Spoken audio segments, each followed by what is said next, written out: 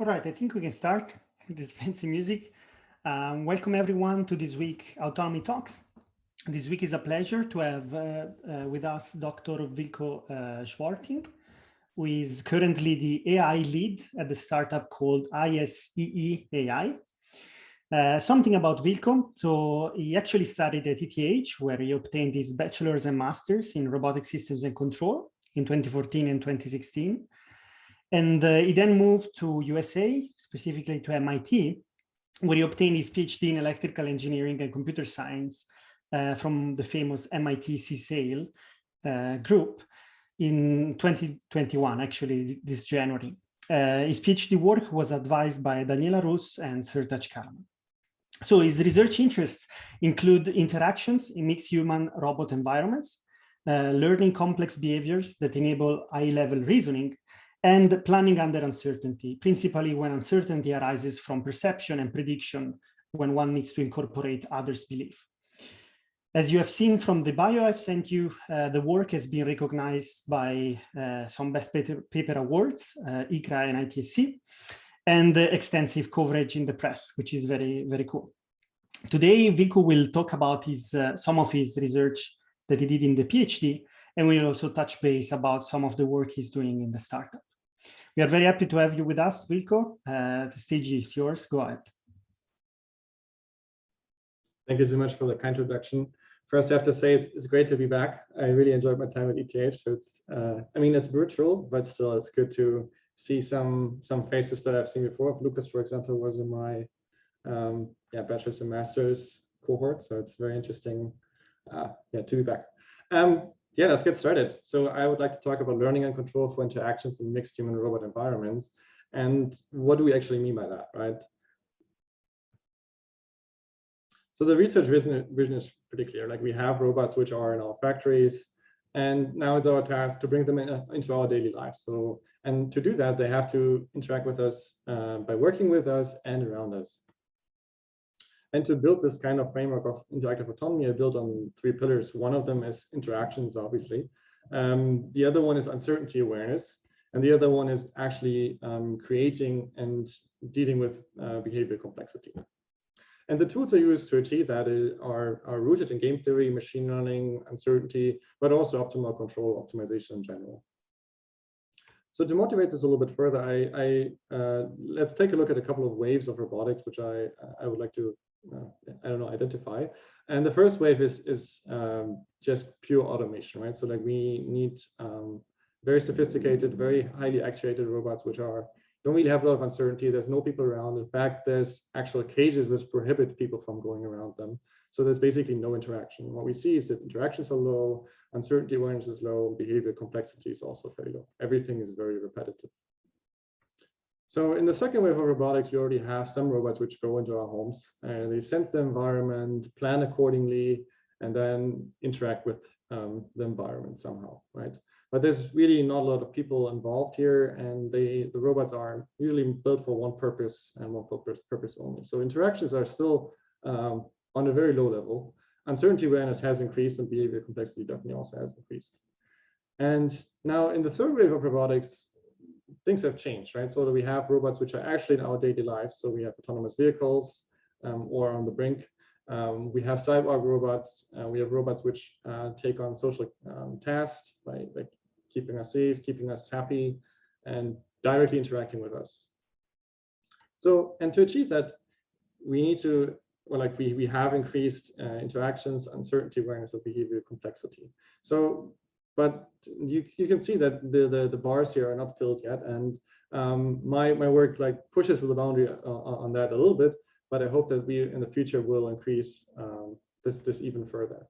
And to go back to that, really the thesis here is that we want to enable robots to move from factories into our daily lives, working with and around us. And the main components are by interacting not just with the environment, but also with people in a mixed human-robot environment.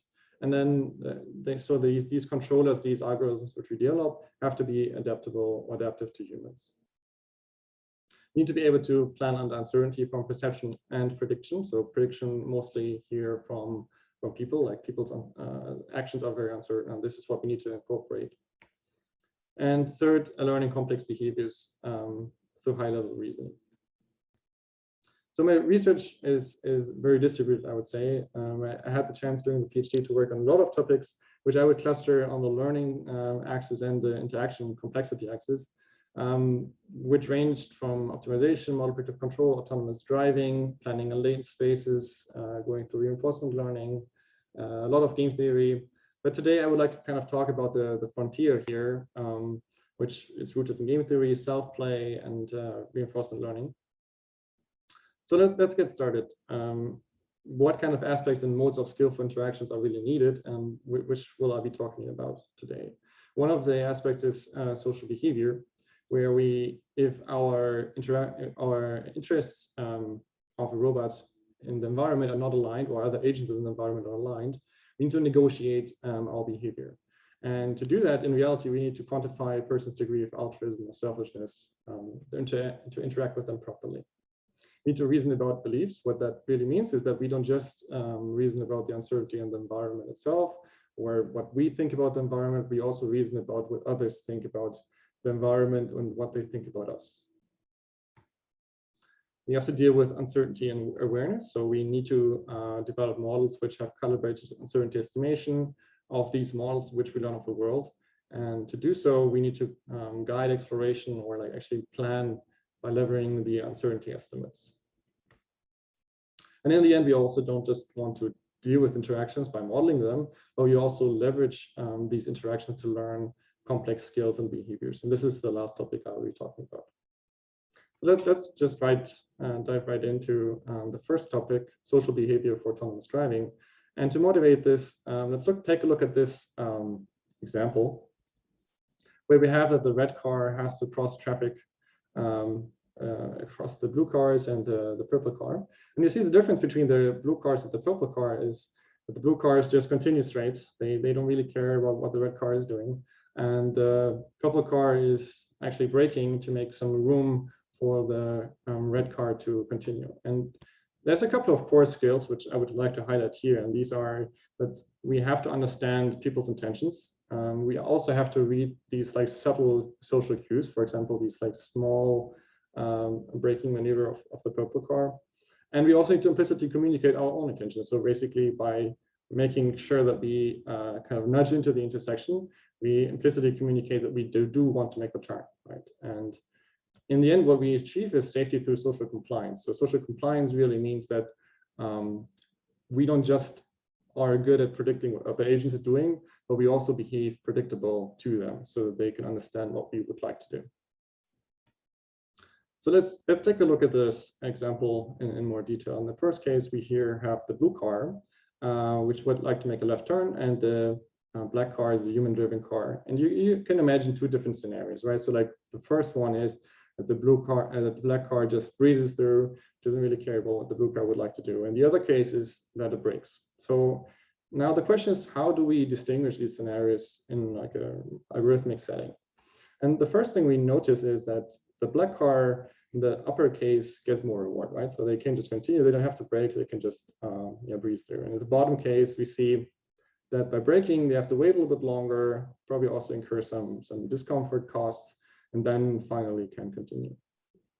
So how do we distinguish these scenarios? There's this nice framework which is called social value orientation, where we distinguish on the x-axis the reward to self, so the reward that we get, and on the y-axis the reward to others, basically the reward that other agents get. And let's look at this into a little bit more detail, where we, let's say, split $100 with a stranger, and let's say if we keep nothing and we give everything away, we are purely altruistic. So we don't really care about our own interests, only care about the other agent's interest.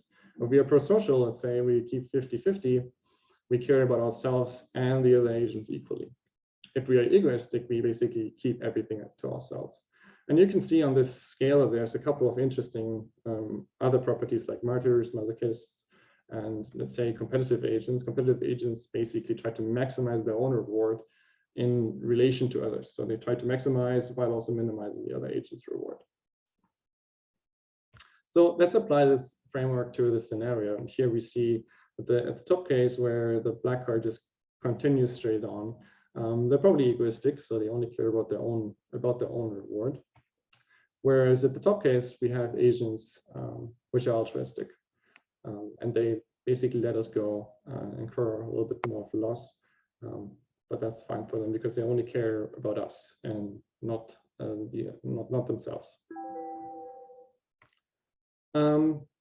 Let's take a look at what the overall approach is. So we will be combining this concept of social value orientation, which I just described, and we will combine this in a game theoretic setting where we maximize not just the utility that we get, but we also assume that everybody else in the environment tries to maximize their utility. And we will calibrate human rewards through inverse reinforcement learning on real world data. And there's been some work in this direction by using inverse reinforcement learning and optimal control. For example, Dorsey Sadiq has done a lot of work in this direction. And there's also been quite a lot of work in game theoretic motion planning in general. But we are kind of the novel work is that we combine a metric from social psychology and combine this with game theory and inverse reinforcement learning. So let's actually put this down to like a mathematical framework where we define a utility function where, if I say an egoist only cares about themselves, they maximize only their own reward. And you see that here that the reward to the self, the cosine is multiplied with the cosine term, and the reward to others with the sine term, right? And if we just look at this angle, we can basically distinguish how much the weighting is for yourself and for other agents. And then we put this into a receding horizon framework and assume that agents maximize their utility over time. And that basically gives us a prediction of what they are doing. And that's also what we are doing, right? So let's take a look at what this really does. If I assume that an agent is egoistic, let's say the angle is 0, they will basically try to process. Whereas if they are, let's say, prosocial, they will be a little bit more cooperative and try to avoid being in the way of the black agent, for example.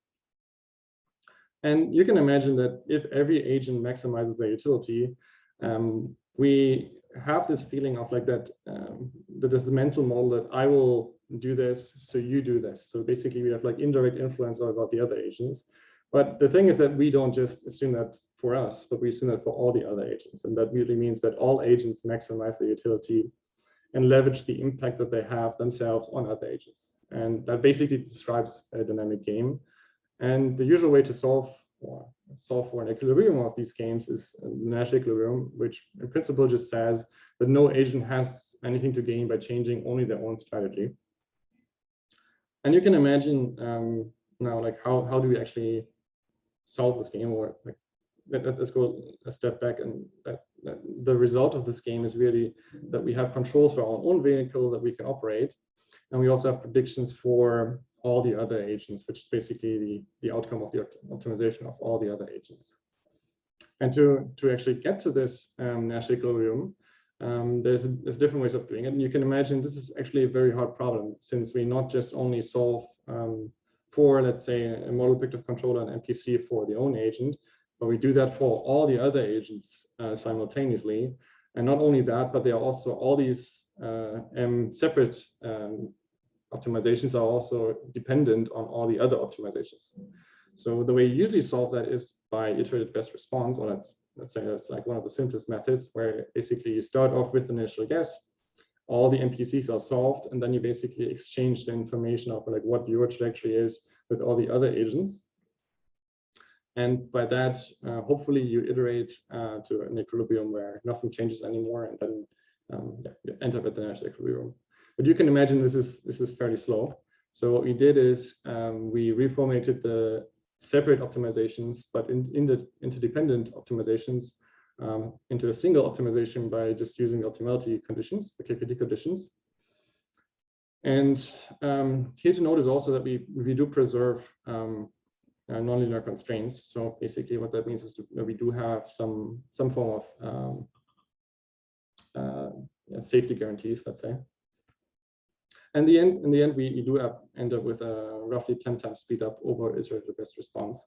And that is really what makes this capable to run in real time. And now that we have a framework of not just only optimizing for our own strategy, but also predicting the other agents' actions, we can then filter out the social value orientation of the other agents, right? So like in the previous problem formulation, we formulated it in a way that we assume the other agents' social value orientations to be known, right? In reality, we don't really know anything about the other agents, so we have to filter them. So what we do is we look at the past trajectories which they've driven. We can make different predictions based on like what kind of social value orientation we assume that they had. So let's say if they have an egoistic prediction, we get something like this. If we have an altruistic prediction, we get something like this. And now it's pretty clear that we can just look at the distance of the observed trajectory to the actual to the trajectory that we predicted based on altruistic behavior or egoistic behavior, and we can score them based on a likelihood function. And then you can just imagine that we have that SVOs yielding trajectory predictions which are closer to observations are more likely, and we can integrate this into recursive estimation, basically a filtering framework. And then at the top, you basically get something like a prediction of what the other agents' social value orientation is over time. And here, for example, we can see that the human driver, the blue agent, is fairly altruistic because they move to the other lane to make space for the autonomous vehicle. Whereas in this case, for example, they don't really make any space, they don't move at all. And so the autonomous vehicle barely makes it into the adjacent lane. Whereas if we have something in the middle, we have that prosocial agent, that the human driver still moves on to the other lane and makes space for us. So we also see that by just changing only the social value orientation, we can actually predict a fairly wide variety of trajectories, right? So here we see the ground truth trajectories, the predictions with the estimated social value orientation in red, and predictions with just sampled other social value orientations in black. And you see that we have fairly high variance in the predictions, which we can actually estimate. And what that basically means is that the social value orientation does explain quite a lot of variance in the data, which is good. And it can capture and explain many behaviors. So this also works better for prediction in general. Like let's say if we compare our approach that we described to a baseline, where we basically just assume that the other agents are egoistic, and we still use a multi-agent game-theoretic framework. That's already 5% better than the standard baseline. I'd say that's just an NPC where we assume that the other agents are continuing with their current velocity. If we estimate the social value orientation to be static over the whole scene, let's say we fit the trajectories the social value orientations which would best explain the data there, you get already 20% improvement. And if we estimate the social value orientation over time, and with the filtering framework, we get roughly 25% improvement. And if we look at this example on the right here, we see that the purple car has to do a left line merge, and we see the green car kind of makes space. And let's basically look at this one more time, where we also have the social value orientation graphs at the bottom, and we see that the social value orientation of the car one actually becomes fairly competitive before they make the merge, which you can interpret as like somewhat making the intention clear that I would like to merge into this lane, whereas the green car now actually turned to pro-social for quite a while to actually allow this merge, right? So that's very interesting to see. But now we can also go a little bit step further and say we have a way to estimate social value orientations for distributions of populations. And let's say we apply this to merging drivers or non-merging drivers, and we can look at the distribution of how these people behave. And we do see that merging drivers are more competitive than non-merging drivers, which is somewhat intuitive, but it's an interesting thing that we can actually see this in the data as well. Now, moving on, in general, I'm happy to take any questions in between, but I'm also happy to take the questions in the end. It really depends on like what you feel like is the best way. But yeah, I'm happy to take any questions, but I'm also happy to just move on. So here I presented a game-theoretic framework to naturally interact with people and measure the social behavior through social value orientation. And we do have an increased interactions and behavior complexity. But how do we deal with uncertainty here? And this is what we do in the second topic here, when we talk about stochastic dynamic games in belief space, where belief space planning is really thinking about what are my beliefs about the world. And in general, like, we don't just think about the world itself, but there's also other agents. So we might think about, what does the other agent think about the world, right? So that is basically also inside my belief. And this kind of motivates why we want to extend the game-theoretic setting to a setting where we have beliefs. And in general, belief space planning has been covered for quite a while, where the belief is really the distribution over states, or like the environment in which I believe to be in. And then I assume that I have knowledge about how my measurements will occur in the future, or some prediction of the measurements in the future. And by that, I can get some nice information gathering behavior. So for example, I can use light regions to gain information. And there's been some point-based algorithms, which are the classical POMDP solvers. But usually the state space just explodes because the curse of history. And so what people do is, like, they make the assumption that the beliefs are Gaussian, and that makes everything much more tractable. And now we would like to combine this with the power of game theory, which we saw before, where we can model interactions, we can use different types of games as response, competing, cooperating. And we also saw that they're pretty good at predicting human behavior in general. And there's been a lot of work in this area as well, right? So what we want to do now is combine these two concepts of belief-based planning, game theory. And the outcome that we will see is that we get hiding, revealing, and seeking information of multiple interacting agents.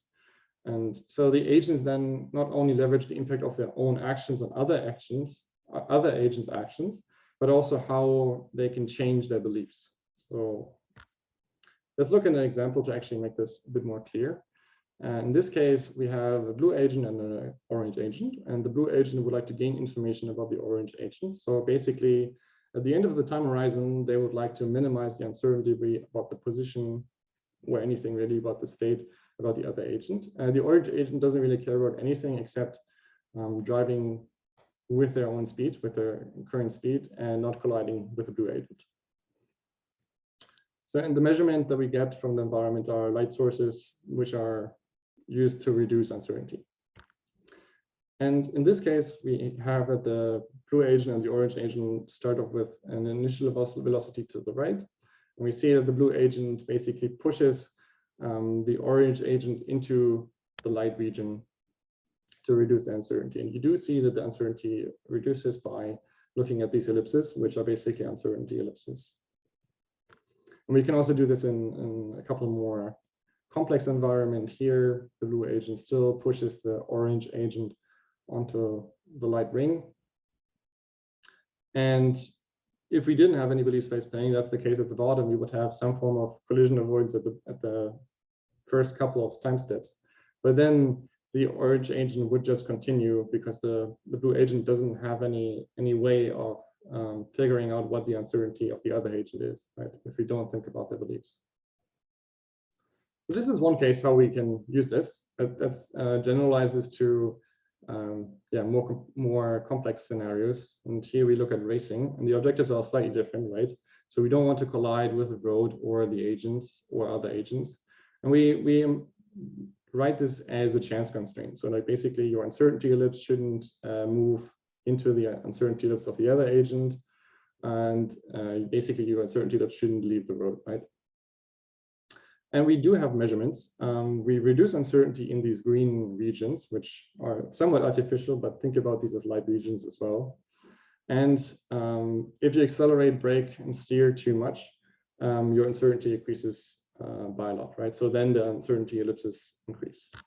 And here we have these two agents basically trying to take over the other agent. And you can see that if they go through these light regions, then the uncertainty decreases.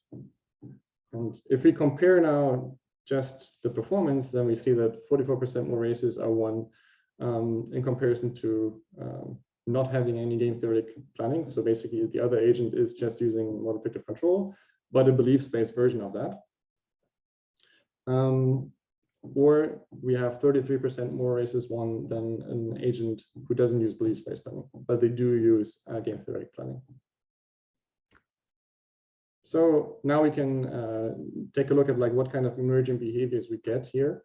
And like one is, for example, a cutting behavior, where we have that the purple car here cuts off the orange agent. And you can see that here that they gain quite a bit of uncertainty in these like tight turns, which they can then break down again over time. We also have blocking behavior here. For example, the orange agent makes like fairly a wide turn and doesn't allow the purple agent, which is slightly faster, to overtake. You also see that the information gathering actually does help you. For example, at the top, the agent does use information gathering. You see that in the beginning, the chance constraints are prohibitively large, so they could not overtake because the chance constraints would just not allow it. But if they go through the light regions, they can like reduce the uncertainty ellipses, then actually commit to the safe overtaking maneuver. Whereas at the bottom, they would just always get stuck behind the uncertainty because they cannot think about how they would leverage the belief over themselves and the other agent. So now we can look at a more complete scenario. And here we see again, first, that if these agents enter the purple, when they actually enter the green regions, that their uncertainty decreases by quite a bit.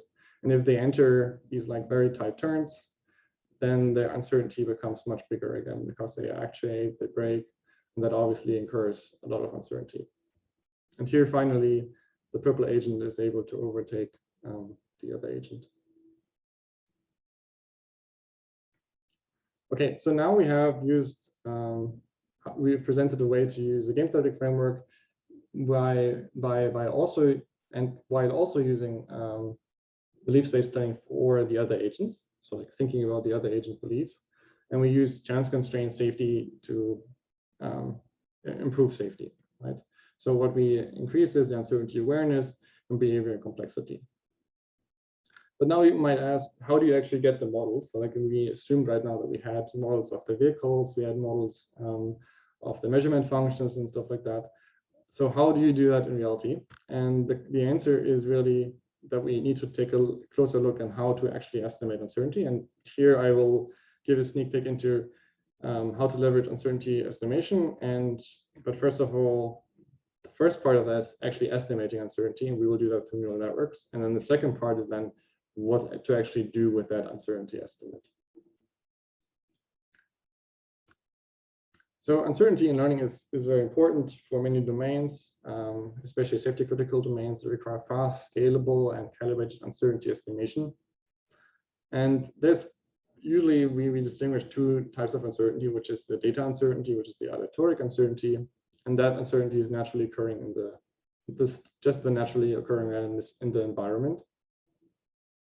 Then we have the model uncertainty, which is the uncertainty over the things that we have learned. So the incomplete information, the lack of data, tell us that in certain areas of the state space we just don't know yet because we've never seen any data there. So our model cannot be really confident.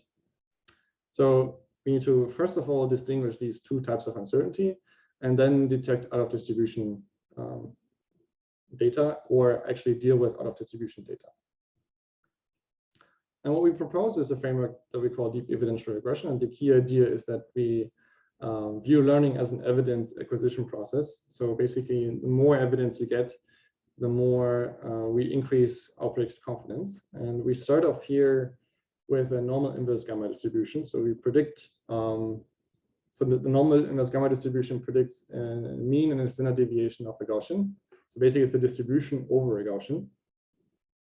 And you can imagine these parameters, gamma, v, alpha, and beta, are predicted by a neural network. And the interesting part here is that we do not need any stochastic sampling or sampling methods to get an estimate about the mean and the standard deviation and the distribution over the mean and the standard deviation. So what we do is we train a network to output the parameters of an evidential distribution, which are these parameters. And then we use some form of multi-vector training. First of all, we maximize the model fit, so the likelihood of the data based on given the evidential prior.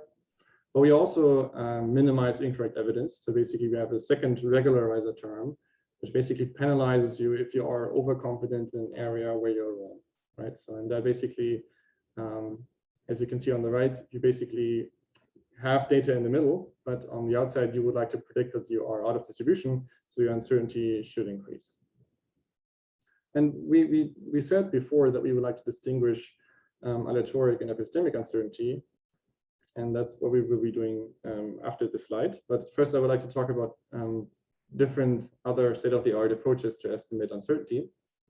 And there's different approaches based on, ranging from Bayesian deep learning, where we have price over all the weights or distributions over all the weights. We use ensembling, where we train an ensemble model and use the statistic which we can compute based on these multiple models. We have prior networks, which use a discrete prior distribution, and then we have our approach. And the main difference really is that Bayesian deep learning on ensembling, and this is also where dropout would fall into, use sampling, which is fairly slow, right? So you have to run the network multiple times, which might be prohibitively slow. Prior networks do not use sampling, but on the other hand, we have that prior networks do need out of distribution data beforehand, which is kind of defeats the purpose, because in reality, you don't really know whether you are out of distribution. And if you were able to collect out of distribution data in the first place, you would just include it in your real data and to improve your model, I guess. But on the other hand, we don't require any sampling and also don't need any out of distribution data beforehand. So now let's look at the aleatoric uncertainty, which is basically the aleatoric uncertainty is the sigma that we predict from based on the Gaussian, and the epistemic uncertainty is the uncertainty over that distribution. So, and these should be different in areas where, let's say, we don't use. So in this case, basically, we only look at the aleatoric uncertainty really. Because we have a lot of data in the middle, but that has like a small standard deviation. But we do see that the epistemic uncertainty increases a lot in the out of distribution data part. So if we don't use any evidential regularization, as shown on the previous two slides, we basically see that the distribution collapses and is very overconfident in the out of distribution data. If we do add the evidential regularizer, we do see that we increase a lot in the out of distribution data. We do see also that this is comparable or better to the ensembling method, which is on the first part here. So now you might ask, okay, so we can estimate epistemic uncertainty, but can you still estimate aleatoric uncertainty? And here we have the case where we have both, right? So like on the right, we have high aleatoric uncertainty in the middle, where the variance of the data is just very high. And we have epistemic uncertainty in the outside regions of the data. And we see actually that we do distinguish between aleatoric and epistemic uncertainty. So the method in this case does work. Okay, so now we've seen on a couple of toy data sets, does this actually scale to larger outputs? So in this case, given a monocular RGB image, we would like to predict the depth of every pixel. And on the left, you can see that we have a strong increase in predictive uncertainty on out of distribution data, which is definitely what we want. And we can also look at just the calibration. So like basically, if you predict that error, will you actually be able to see that error? And that's basically how we calibrate the confidence or estimate the calibration of the confidence. Here we also see that we do better or equal to ensembles. And the main benefit over ensembles is that we are better calibrated, but we also don't need multiple forward passes, right? So if you have an ensemble, you need to first of all store all the multiple models' weights, but also need to do the forward passes multiple times. So now we can think about if we have these uncertainty estimates, how do we use them for planning? And in this case, we will take a look at the reinforcement learning setting, where usually we would like to maximize, let's say, this Q function. And if we have the ground truth information about the about the model, that might be possible. But in reality, we learn a model, and that model might be wrong. So it might be biased in certain directions. For example, in this case, it's definitely not correct. The usual what you do is to reduce the bias of a single model. You use ensembling to use multiple models. So what you predict is a distribution, and that's what we see at the bottom here, where there at the end of the trajectory you see a lot of fuzziness in the prediction of the agent's behavior. So usually in reinforcement learning, you would like to go into regions where you reduce the uncertainty, right? So like you learn something about the environment, and by that you can then improve your model and hopefully over time reduce your uncertainty over that model in that region, right? And now we use the ensemble basically as a calibrated way of estimating the uncertainty. And if you have no exploration, you basically only maximize your Q function or the mean of the Q function, and that might already be better with the ensemble. But the current state of the art has been to use some form of curiosity term. So let's say if I have uncertainty over the state that I predict in the future, let's go there and visit it. So by that, I will always reduce the uncertainty in that area.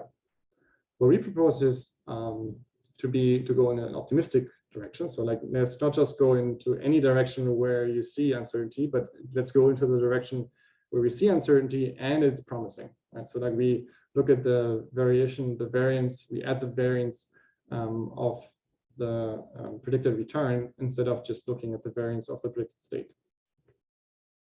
And the way this really works is like the standard upper confidence bound evaluation, which is also used in Gaussian process or like in these types of optimizations, is that you look at the standard distribution, or like you look at the function which you predict.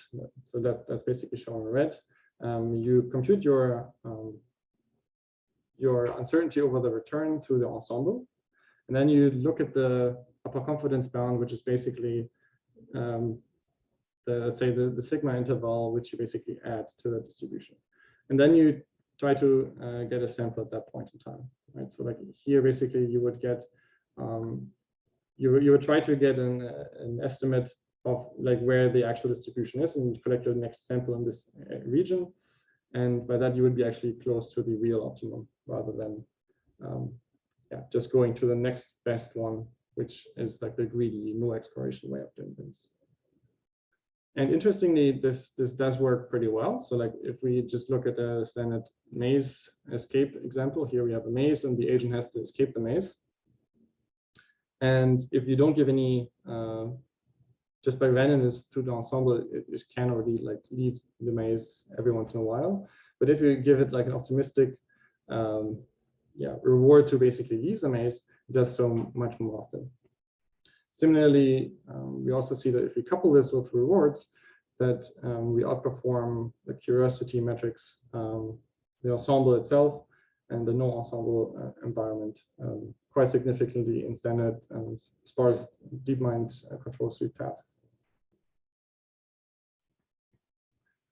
Okay, now I've talked about how to estimate uncertainty in a scalable, calibrated, uncertain way, and how to use that uncertainty estimation for efficient exploration and safer model-based reinforcement learning. So in the end, we've increased our uncertainty awareness and behavior complexity. Now the question is, can we combine this work of models, learned models, with game-theoretic interactions? And this is what the last part of the talk will be about, where we talk about deep latent competition, where based on just image observations, you would like to learn to race in a multi-agent setting. And the problem setting is fairly standard for multi-agent reinforcement learning, where we have the world, we have two agents, or multiple agents really, that execute actions in the world and get rewards back and observations as well, right? So like the goal of these agents is to accumulate reward and to learn to compete over time. Now, motivation is quite clear. We want to learn from high dimension observations. So we don't have any privileged information about the environment. So we don't have direct access to like where the other agent is in the environment. We don't have any information about what the road is and things like that. We have to learn all of that over time. And similarly, we would like to learn how to do complex interactions from competition and deal with partial observability, right? So that we don't have access to the other agents' observations, and we need to kind of compensate for that.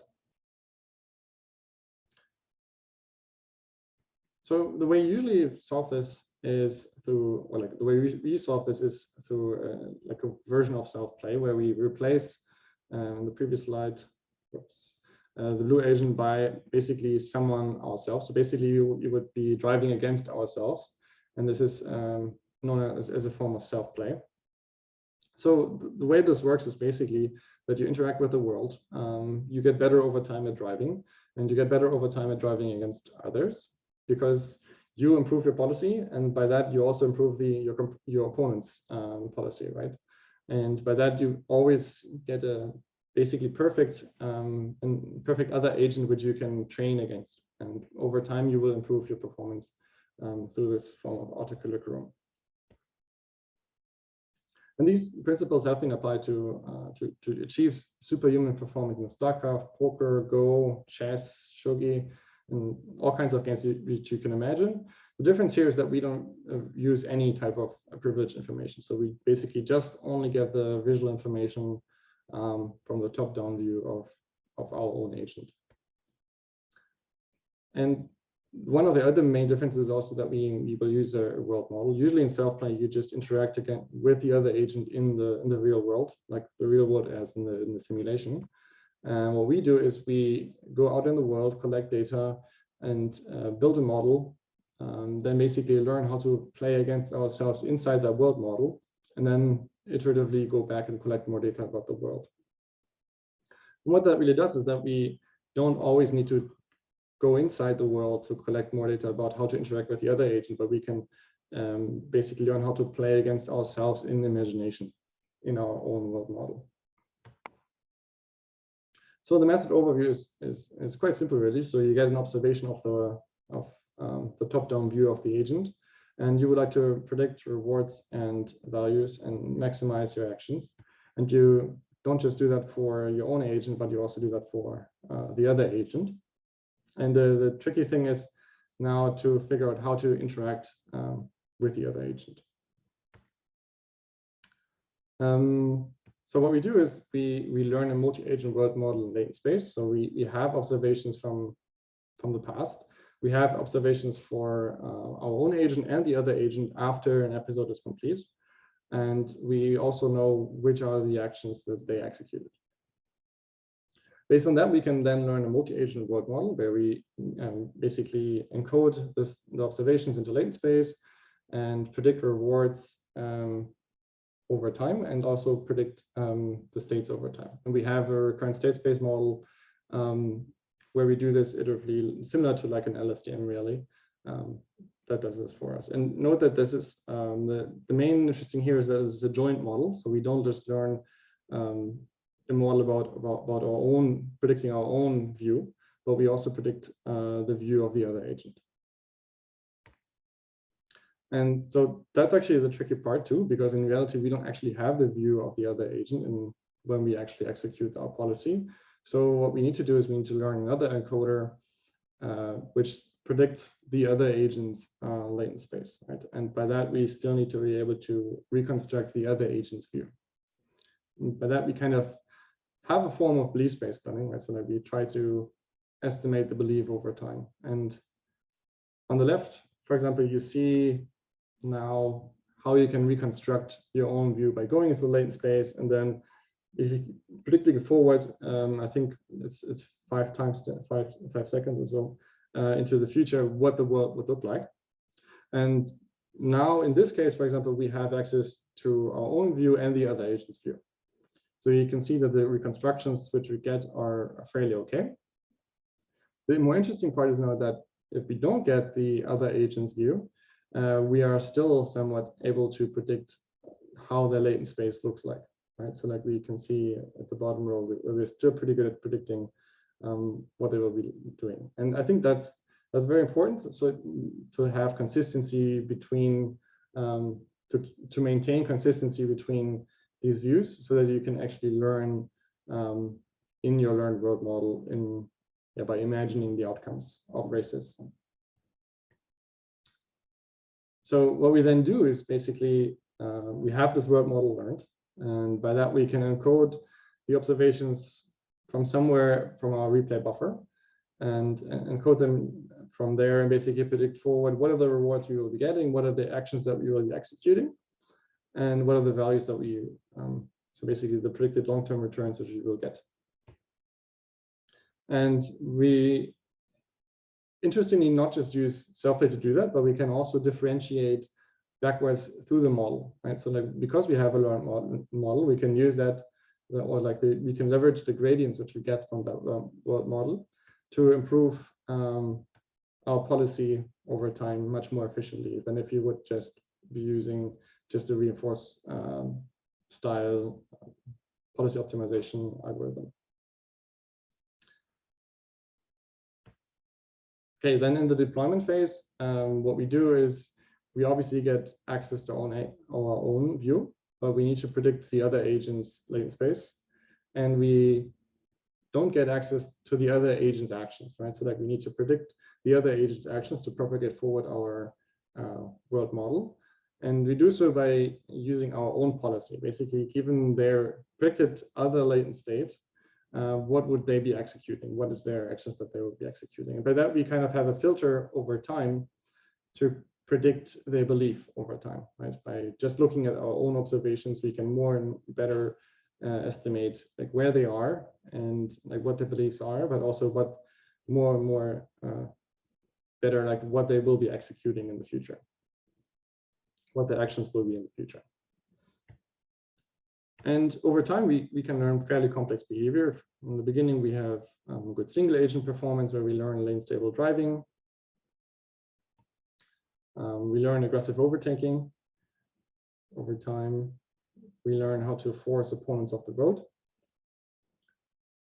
And we learn even complex behaviors like pit maneuvers. Here, the agent basically pushes the other agent in the back, and based by that, they go off the road. And obviously, that's a very effective tactic to win races. In reality, you might not want to do that, but in this environment, it is possible, right? And it's a valid strategy. And we can now compare this approach where we use a joint transition function and an observer to estimate the other agent's beliefs with just the joint transition function, where we basically have access to the other agent's view, so we don't need to predict it. And we see that we do fairly well, or even in some cases even better. So basically what this says is that the blue line is fairly comparable to the green line, that we do as good as the other, as like just having access to the other agent's view. And maybe I should mention, we evaluate this in a round robin performance comparison. So what we do is we run roughly 500 races against each of these agents, right? So like the green agent has to compete against the blue agent and the purple agent, and then we basically count how many races have you won.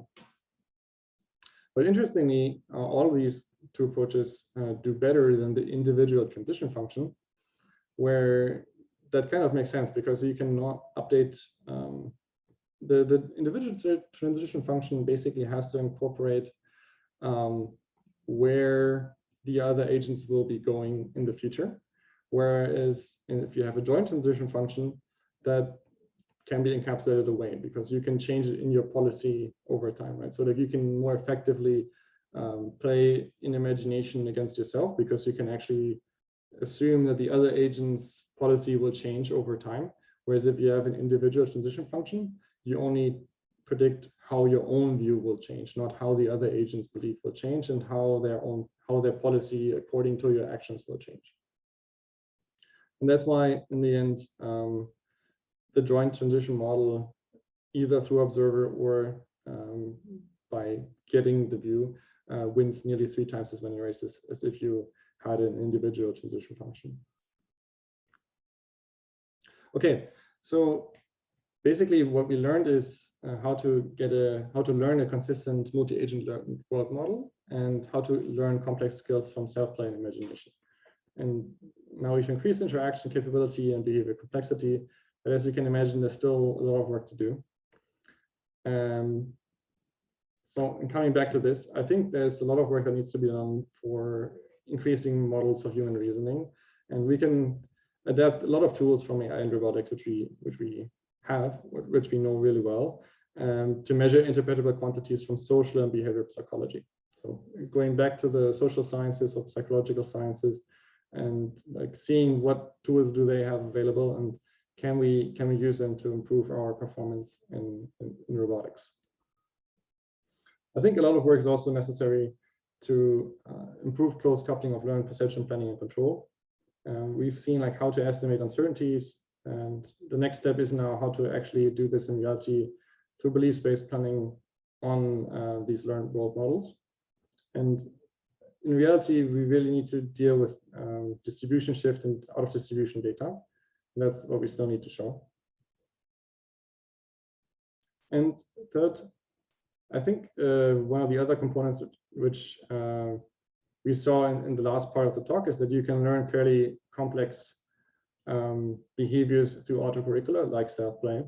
And on the left, for example, you do see that agents don't just start off like climbing the wall by themselves over time, right? So like if they always had to try exhaustively to get over this wall, even in a multi-agent setting, that would be very, very hard to do, right? But what people do is they start off with like a small wall and climb it maybe themselves, and suddenly they have a slightly larger wall, and they have to climb it with two people, so they step on each other and get over that wall, right? So like to ease the training process, I think it is necessary to have these autocurricular. And the interesting part about self-play is that you always get an environment difficulty increase, which is good for you, right? So it's appropriate. If the environment is too hard, you will never be able to climb over this wall. If it's too easy, you don't have any learning progress. So we have to find an interesting way of defining these autocurriculars in a more general way to make progress in learning for complex behaviors. Yeah, in the end, I think the conclusion of this talk is really that I want to bring intelligent machines that help people with physical and cognitive tasks in our daily lives. And I would like to thank all the people that I've worked with over the last years. Without these people, the work would not have been possible at all. And now I've been actually joining a startup where we work on autonomous yacht trucks. Yacht trucks basically move containers around in, let's say, harbors, ports, but also big logistics centers. And this is an interesting environment since we have some people around, but these people are usually not as tricky as the general public, right? So like we have more control about the environment, and we can scale AI and robotics in a meaningful way already very early on. We have quite a few challenges as well, right? So like you can imagine we have to park these trailers in roughly like 5 to 10 centimeter accuracy by just using our onboard sensors. We have to deal with quite a few people around, and you also have to manage traffic, right? So that we have to deal with these on-the-road trucks, for example. There's not just yacht trucks. We have to manage this in a complex scenario all the time. So it's very related to what I've been working over the PhD. With that, I would like to thank you for your attention, and I'm happy to take any questions you may have. Thanks. Thank you, Wilko. It was a very cool talk. Let's open the stage for questions. If you have a question, simply you can unmute yourself and ask it. Yes. Hi, Wilko. Nice to see you again, back at ETH, I would say. I have one question actually for the deep latent computation model. And like after these 500 races, like the joint model was actually better, like significantly than the single transition model. But especially in the beginning, the single transition model like outperformed the others like drastically. Do you have any explanation for that? So the main explanation that we have is that you can imagine that if you have a multi-agent model, you need to disentangle whether your actions change where you move in the world, or whether it's the other agents' actions that move you around, right? So like in principle, the model is agnostic in the beginning, it doesn't really know. So this disentangling, I think, is the reason why the representation learning is just much, much easier in the single agent case. Yeah, And that's why you get the boost in the beginning, but then you the drop off. Once you know a good representation about the world, you can start leveraging the self-play in imagination, and the single agent, the individual transition model can't do that pretty well, right? Yeah, cool, thanks.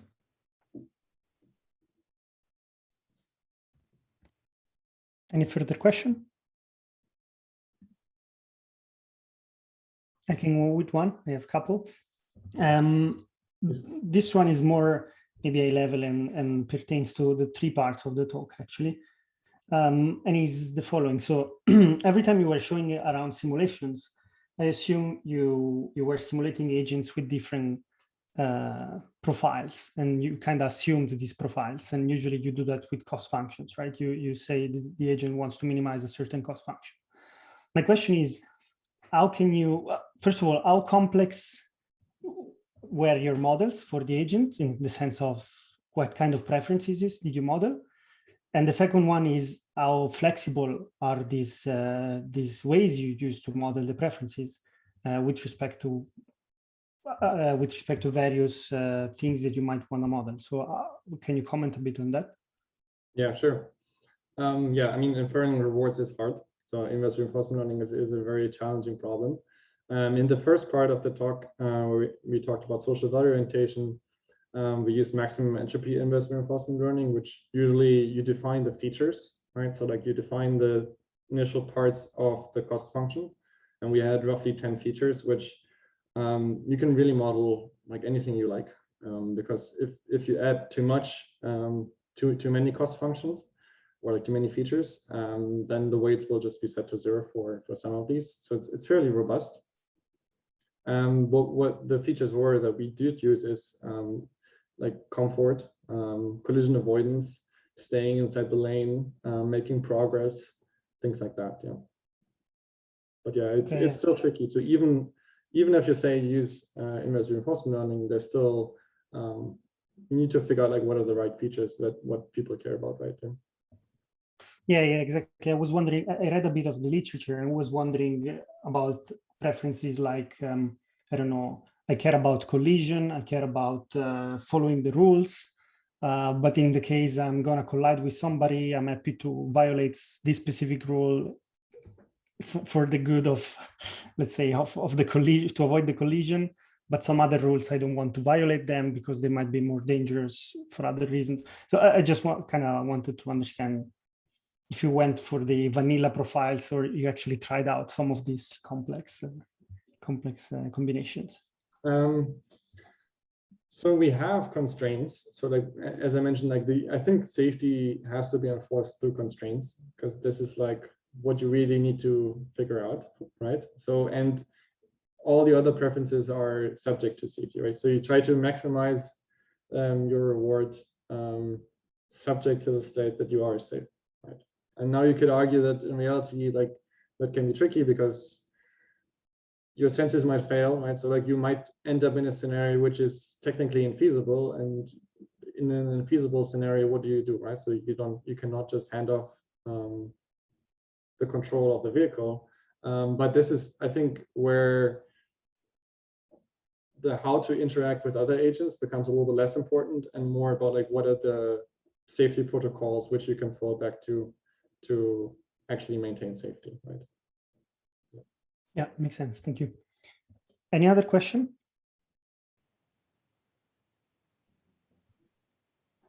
If not, I go with my second one, which is maybe more related to the first part of the talk, and it is about, so you were showing this new way of computing the equilibria as opposed to the iterated best response case.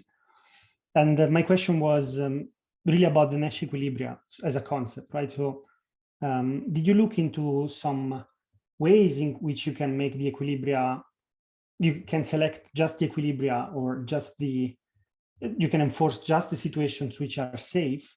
I'm talking about stuff like security strategies or these techniques that are used in game theory, because oftentimes knowing the equilibria is maybe not enough, right? Because you cannot be sure that the agents will actually cooperate and find the equilibria and use them.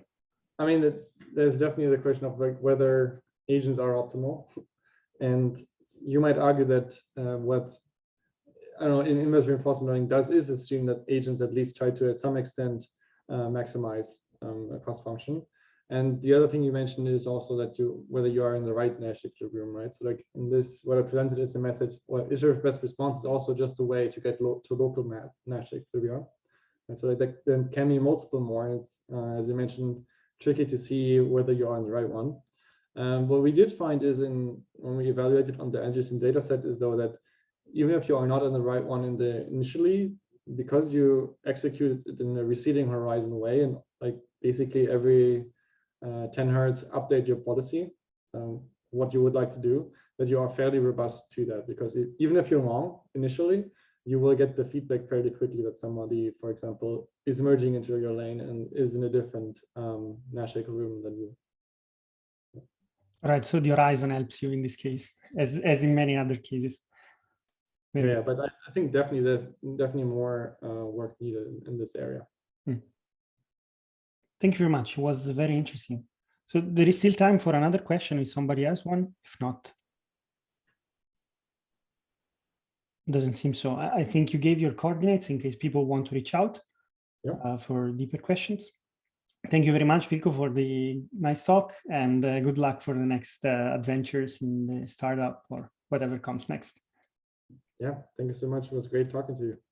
Thank you. Thank you all for participating, and see you all next week. Right. Thanks.